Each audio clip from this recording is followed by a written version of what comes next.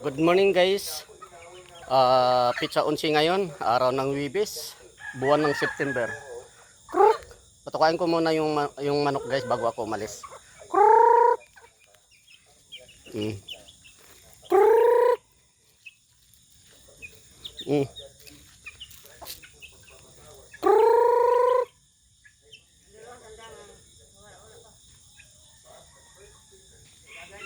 Masa ang ibang mga tandang.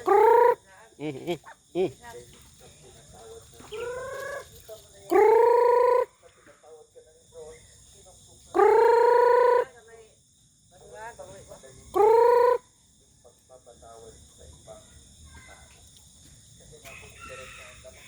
Wala dito yung isang inahin. Yung inahin dito wala, nagdimdim na siguro no.